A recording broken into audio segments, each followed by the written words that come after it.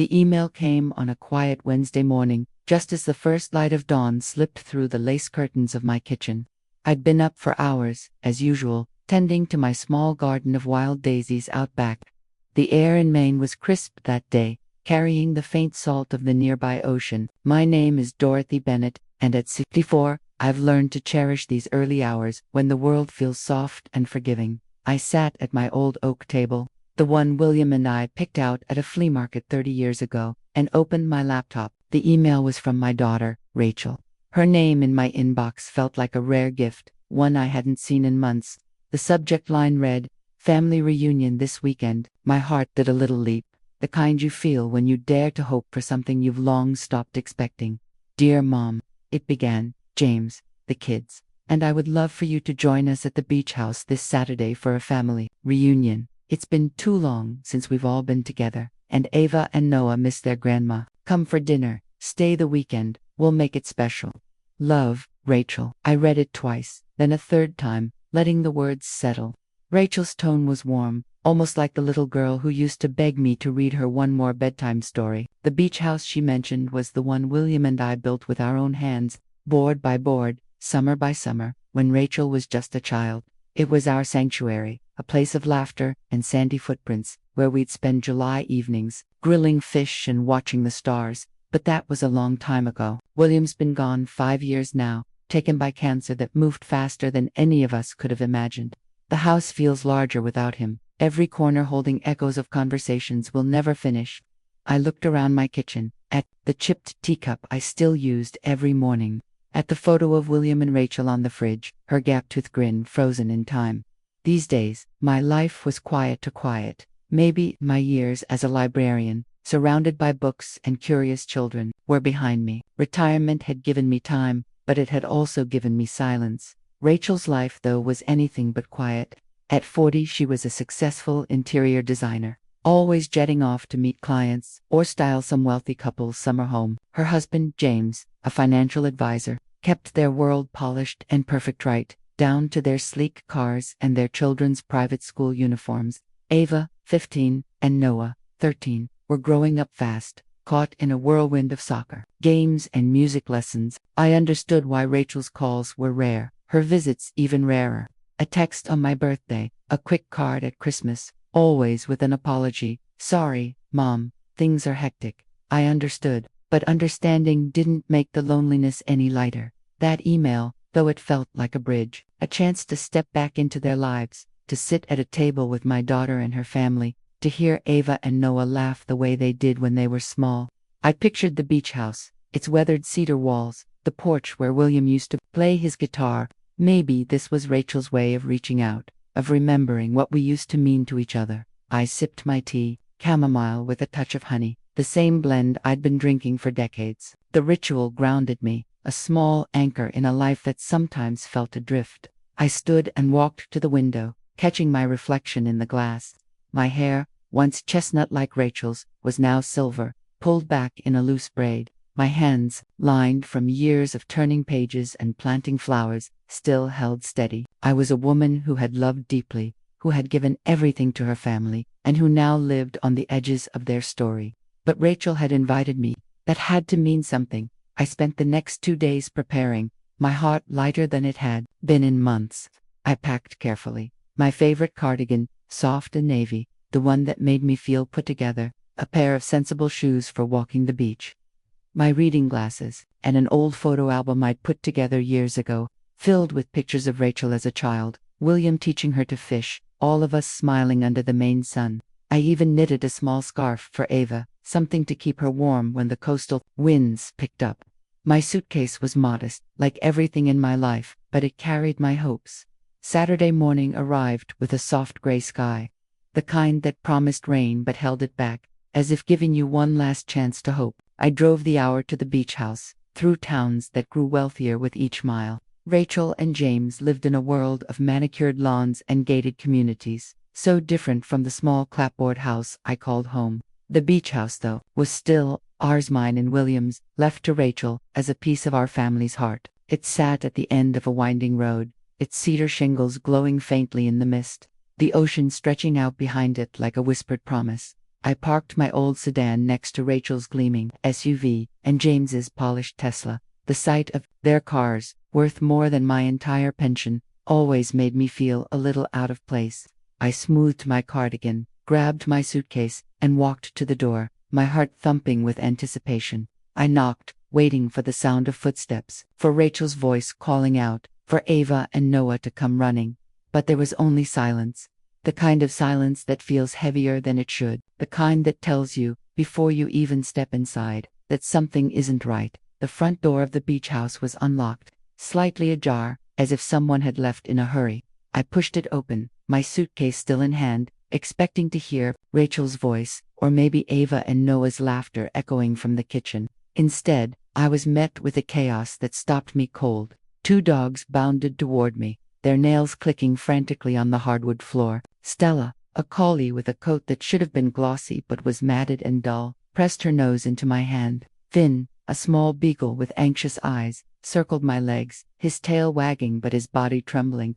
They were desperate for attention, for anything human. I knelt down, murmuring, "Oh, you poor things." Stella leaned into me, her weight heavy with need, while Finn let out a soft whine, like he was apologizing for something that wasn't his fault. The air smelled faintly of neglect, spilled kibble on the floor, a sour hint of accidents not fully cleaned. I looked around the open-plan living room, expecting Rachel or James to appear, to explain why the dogs were in such a state, but the house was silent. Too silent, the kind of silence that feels like a lie. I called out, "Rachel, James." My voice bounced off the high ceilings, the polished beams William and I had sanded ourselves all those summers ago. No answer. The windows were dark, the curtains still. Rachel's SUV and James's Tesla were in the driveway, but there was no sign of life beyond the dog's frantic energy. I set my suitcase down and walked to the kitchen, Stella and Finn trailing close behind, as if afraid I'd vanished too. On the granite island, propped against a vase of fake orchids, was a note. Rachel's handwriting, neat but rushed, stared back at me. "Mom," it read, "so sorry, but a work emergency came up. Had to leave town last minute. Please watch the house and take care of Stella and Finn. Back Sunday night. Food in the pantry. Thanks so much, Rachel." I read it again, then, once more, waiting for the words to make sense. A work emergency. For both Rachel, an interior designer, and James, a financial advisor. An emergency that required leaving 2 dogs alone, but allowed time to write a note. My chest tightened, a familiar ache I'd felt too many times with Rachel when birthday calls came late, when holiday invitations never arrived. I wanted to believe her, to trust that this was just a misunderstanding. But something about the note, its cold efficiency, felt like a slap. Stella nudged my hand, her eyes so sad they seemed to carry the weight of the world. I checked their bowls, empty. Not just low, but bone dry, licked clean, with scratches on the edges where they'd tried to scrape out the last bits of food. The water bowl was the same, a faint ring of dust marking where water should have been. I filled both immediately, my hands shaking as I poured kibble from a half-empty bag in the pantry. The dogs ate like they hadn't seen food in days, their gulps loud in the quiet house. I sat on the floor, letting them eat, trying to piece together what had happened. Maybe it was a real emergency. Maybe Rachel and James had no choice. Maybe they'd meant to call someone else to check on the dogs, but forgot. I wanted to give them the benefit of the doubt, the way I always had. But then my phone buzzed. A notification from a friend, Ellen, who still lived in our old neighborhood. "Dorothy, are you with Rachel? Saw this on Instagram and thought of you." I opened the app, my fingers clumsy on the screen. There it was, a photo of Rachel, James, Ava, and Noah, standing on a white sand beach, palm trees swaying behind them. They were all smiling, their skin glowing with sun and ease, matching resort wristbands glinting on their wrists. The ocean stretched out, turquoise and endless, nothing like the gray waves of Maine. Rachel's caption cut through me like a knife. "Free at last. Just family and happiness. Maldives magic. Free at last." The words echoed in my head, each one sharper than the last. Free from what? From me, from the dogs. From the life they'd left behind in this house. My hands trembled as I scrolled through more photos. Cocktails at sunset, a spa day, a boat ride with dolphins. Each image timestamped, posted just hours ago, not Sunday night as the note promised. This wasn't an emergency. This was planned, deliberate, a vacation they'd booked weeks in advance, and I was just the hired help, tricked into cleaning up their mess. I set the phone down, my breath shallow. Stella finished eating and curled up beside me, her head heavy on my knee. Finn, still nervous, watched me with eyes that seemed to ask, why? I didn't have an answer. I stood, my legs unsteady, and walked through the house, looking for clues, for anything that might explain this betrayal. The fridge was nearly empty, the trash overflowing. In the study, I found a crumpled email printout in the wastebasket, half hidden under coffee grounds. It was a confirmation for a 7-day resort package in the Maldives, booked 3 weeks ago. 3 weeks. They'd been planning this lie while I was knitting Ava's scarf, dreaming of a family reunion. I sat in Rachel's office chair, the leather cold against my skin, and stared at the email. The cost of the trip was staggering, more than I spent in a year on groceries and bills combined. I thought of the beach house, its walls filled with memories of William's laughter, Rachel's childhood summers, the life we'd built together. This was the house where Rachel learned to swim, where she'd cried when William taught her to clean a fish, where we'd all sat on the porch watching storms roll in. And now, it was a prop in their lie, a place to dump their responsibilities while they chased paradise. Stella followed me into the study, her presence steady, grounding. I reached down to stroke her head, and she leaned into my touch with a gratitude that broke something inside me. Finn hovered nearby, still wary, his small body tense. They'd been left alone, maybe for days, with no one to care for them, number one to love them, just like me. I looked at the photo on my phone again, at Rachel's perfect smile, at James's arm around her, at Ava and Noah, looking happy and carefree. I wasn't in that picture. I never had been. Not in their world. Not anymore. The realization settled over me, heavy and cold. But with it came something else, a spark, faint but growing, like the first flicker of a fire.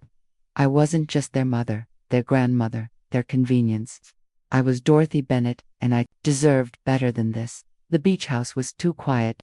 The kind of quiet that presses against your chest, heavy with secrets. I sat in Rachel's study, the crumpled resort confirmation still in my hand, Stella curled at my feet, Finn pacing nervously near the door. The weight of their betrayal, Rachel and James's lie about the emergency, their carefree smiles, in the Maldives sat like a stone in my stomach. But it wasn't just the lie about the trip that hurt. It was the realization that I'd let myself be pushed to the edges of their lives. Year after year, accepting scraps of attention, convincing myself it was enough. I stood, my knees stiff from sitting too long, and started tidying the kitchen. More out of habit than purpose. Stella followed, her eyes never leaving me, as if she sensed I was the only one here who cared.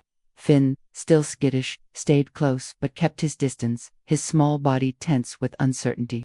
I swept up the scattered kibble, scrubbed the sticky stains on the floor, and opened the pantry to check for more dog food.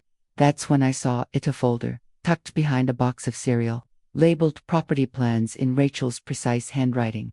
I hesitated, my hand hovering over it. This was Rachel's private space, her home, her life. But something, maybe the sting of that Instagram post, maybe the memory of all the times I'd been dismissed, pushed me to open it. Inside were documents, neatly organized, each one a punch to the gut. Real estate listings, emails with a broker, a contract with a sale price, circled in red. They were selling the beach house, the house William and I had poured our hearts into, the one we'd left to Rachel as a piece of our family's soul.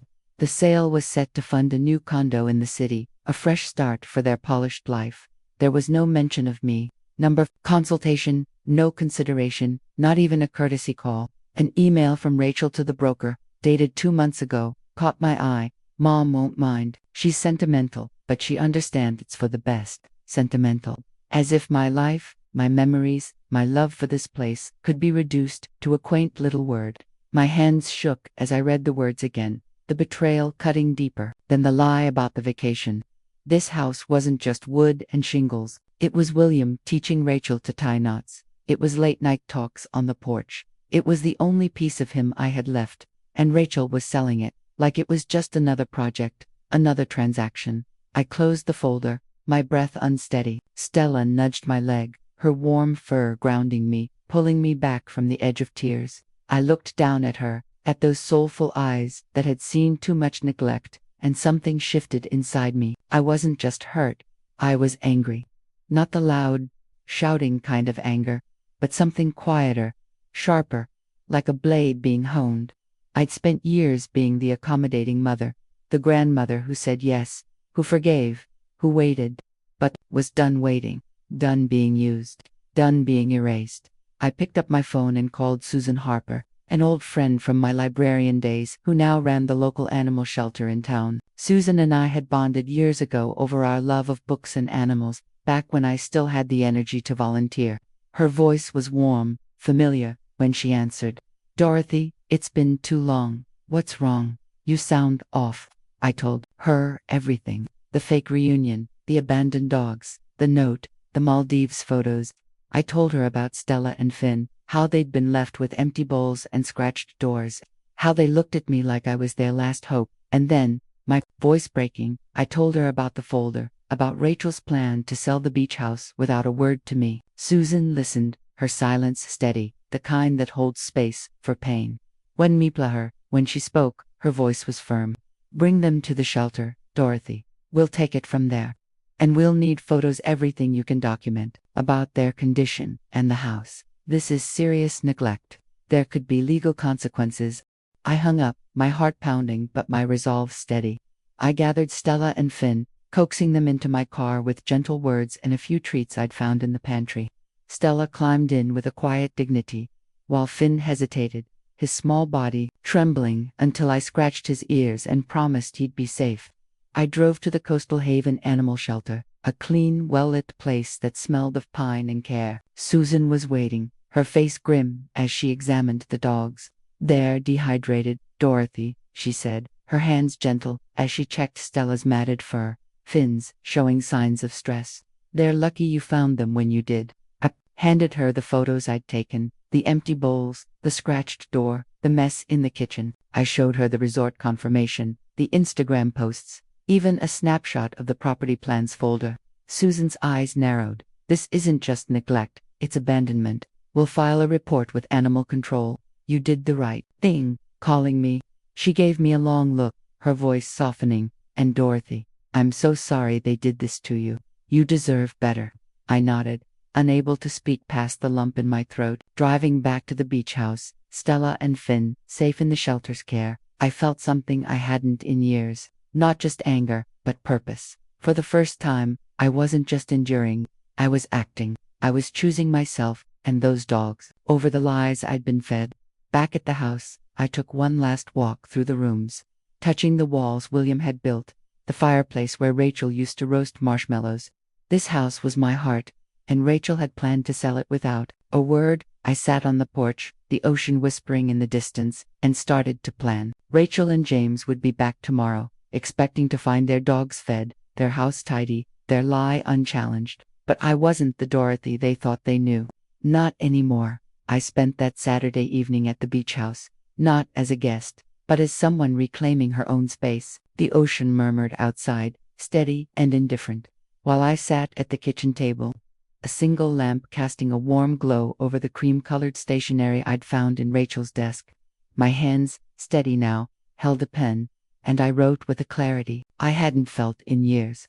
Every word was deliberate, polished, like the books I used to catalog in my librarian days. "Dear Rachel and James," I began, "thank you for the opportunity to care for Stella and Finn during your emergency vacation to the Maldives. Your social media posts looked quite relaxing.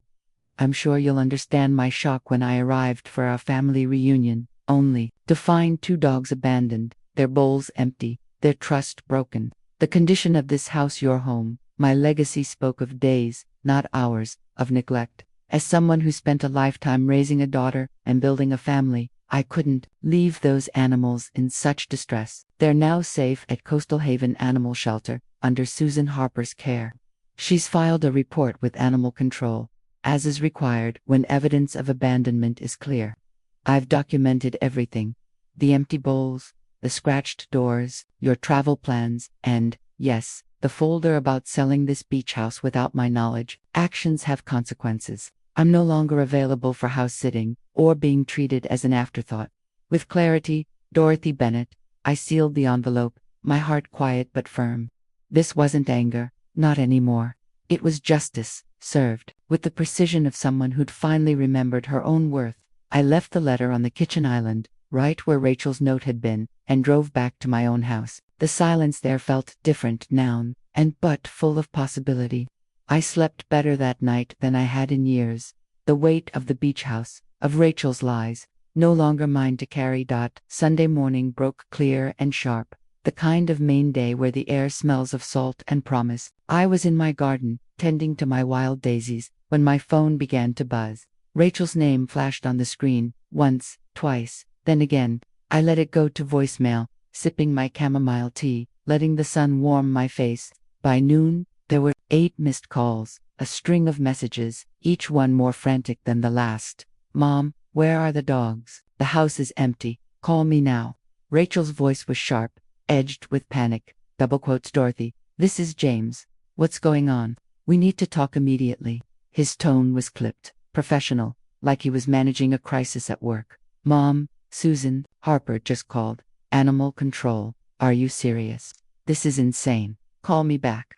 Rachel again, her voice rising, cracking. The final message was different. Mom, please, Rachel said, softer now, almost pleading. I know we messed up, okay? I'm sorry we lied. I'm sorry about the dogs. But this is going too far. Ava and Noah are upset. Please, just call us. We're family. Family, the words stung, but not the way it's used to. I deleted the messages and went back to my daisies, their white petals stubborn against the coming frost. I wasn't ready to talk, not yet. For the first time, I was the one setting the terms. By 3 o'clock, my doorbell rang. I opened it to find Rachel standing on my porch, still in her vacation clothes linen dress, sandals, her hair pulled back in a messy bun. She looked tired, her tan unable to hide the lines of stress around her eyes. James stood behind her, his suit jacket wrinkled, his face drawn. Mom, Rachel said, her voice tight. We need to talk, do we? I asked, my tone calm, measured. The old Dorothy would have stepped aside, offered tea, smoothed things over. But I wasn't that Dorothy anymore. Can we come in? James asked, his voice quieter, almost hesitant. I considered it, then nodded. That depends on what you have to say. They stepped inside, Rachel's posture stiff, James's uncertain. We sat in my living room, the album of family photos, still on the coffee table from my packing. Rachel's eyes flicked to it, then away, like it was an accusation. Mom, I'm sorry, she started, her words rushed. We shouldn't have lied about the trip. It was a last-minute decision, and we didn't think last. I cut in, my voice steady. I found the confirmation. Rachel booked 3 weeks ago. 7 days in the Maldives. You planned every detail, including leaving Stella and Finn without food or water. Rachel flinched, her hands twisting in her lap. We didn't mean to hurt you, or the dogs. We needed a break. A break from what? I asked, my gaze moving to James, who hadn't spoken. From me, from the dogs, from this house you're planning to sell without even telling me. Rachel's face went pale. How did you? The folder in your study, I said, my voice even but firm. Property plans. You were going to sell the beach house. The one your father and I built. The one we left to you as a piece of our family. You didn't even think to ask me. Rachel, you didn't think I deserved to say. James shifted, his jaw tight. Dorothy, we were just exploring options. The market's good right now, and Rachel thought I thought. Rachel snapped, turning to him. You were the one who said we needed the money for the condo. Enough, I said, my voice cutting through their argument like a librarian hushing a noisy room. This isn't about who said what, it's about what you did. You lied to me, used me, abandoned your dogs, and planned to sell a piece of our family without a word. And now you're facing the consequences. Rachel's eyes narrowed, her voice sharp. Consequences? Mom, you got animal control involved. Do you know what this could do to my business? My reputation. People are talking, posting about it online. My clients are asking questions. Ava won't even look at me. I'm sorry Ava's hurting, I said, and I meant it. But you made choices. Rachel, you and James, you don't get to blame me for holding you accountable. James cleared his throat, his voice low. Dorothy, I know we screwed up. I'm sorry. I should have made sure the dogs were taken care of. I should have talked to you about the house. I want to fix this. Tell me how. I looked at him, searching for the sincerity I'd once seen in the young man who'd promised to take care of my daughter. There was something there, a flicker of regret, but Rachel's face was still hard, calculating. "Here's how you fix it," I said, my voice steady, clear. "You work with animal control. You complete whatever fines or community service they require. You prove you're capable of caring for Stella and Finn. And you never, ever, treat me like a problem to be managed again." Rachel stood, her arms crossed. "You're being unreasonable. We made a mistake, but blowing this out of proportion is unfair. You're hurting our family, Mom." I stood too, meeting her gaze. "No, Rachel. You hurt our family when you decided I was disposable. When you decided this house, your father's legacy, was just a paycheck. I'm done pretending that's okay." I walked to the door and opened it. "The dogs are safe. The house is still here, for now. What happens next depends on you." Rachel stormed out, her heels clicking on my porch. James lingered, his eyes meeting mine. "I'm sorry, Dorothy. I'll try to make this right." I nodded, but I didn't soften. "Then start by being honest, James. With me, with your children, with yourself." He left, and I closed the door, the lock clicking with a finality that felt like freedom. For the first time in years, I wasn't afraid of losing them. I was ready to find myself. The days after the confrontation felt different, lighter, like the air in my little house in Maine had been swept clean by a sea breeze. I woke each morning to the soft hum of my own routine chamomile tea, my garden of wild daisies, the quiet joy of a book I'd chosen just for me. For the first time in years, I wasn't waiting for Rachel's call, or her approval, or her attention. I was living for myself. A week passed before I heard from Ava and Noah, my grandchildren. It was a Tuesday evening, the sky painted pink over my garden, when my phone buzzed with a text from Ava. "Grandma Dorothy, can we call you? Mom says we shouldn't, but we want to." My heart swelled, not with the old ache of longing, but with something new, pride, maybe, that they were choosing me, choosing honesty. I texted back, "Of course, sweethearts, I'm here." Their call came minutes later, Ava's voice bright but nervous, Noah's quieter, more thoughtful. "Grandma," Ava said, "we saw what Mom and Dad did. The dogs, the house, all of it. We're so sorry." Noah chimed in, his voice cracking. "We didn't know they were going to sell the beach house. That's your house, our house." I listened as they poured out their hurt, their embarrassment. Rachel had threatened to ground them, to take away their phones if they reached out to me, but they'd called anyway, sneaking away to a friend's house to do it. "We think you did the right thing," Ava said, her voice fierce. "Stella and Finn deserve better. And so do you." I smiled, tears pricking my eyes.